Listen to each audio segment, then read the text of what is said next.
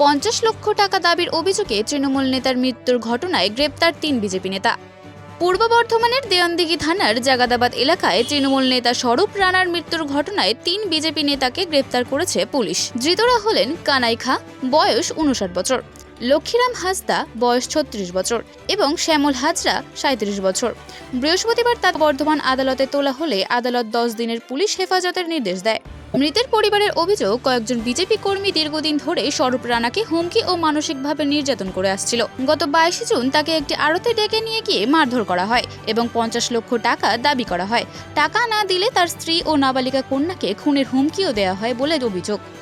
পরিবারের দাবি, এই ঘটনার জেরে গভীর মানসিক অবসাদে ভুগতে শুরু করেন স্বরূপ রানা। গত 23 জুন তিনি বিষ পান করেন। গুরুতর অসুস্থ অবস্থায় তাকে পূর্ব বর্ধমান মেডিকেল কলেজ হাসপাতালে ভর্তি করা হলে বুধবার সকালে তার মৃত্যু হয়। ঘটনায় একাধিক ধারায় মামলা দায়ের হয়েছে, তবে সমস্ত অভিযোগ অস্বীকার করেছে বিজেপি এবং নিরপেক্ষ তদন্তের দাবি জানিয়েছে। পূর্ব বর্ধমান থেকে মৃত্যুঞ্জয় যোশের রিপোর্ট, মেমোরি আপডেট নিউজ। দাদা, টাকা দাবি করেছিলেন কেন? টাকা দাবি করেছিলেন কেন বলুন, টাকার দাবি করেছিলেন কেন?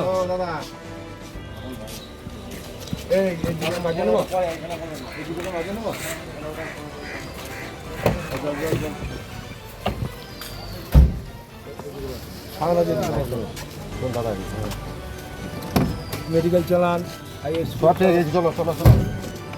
হ্যালো, মেডিকেলে ঢুকছে যাক। দাদা, টাকা দাবি করেছিলেন কেন?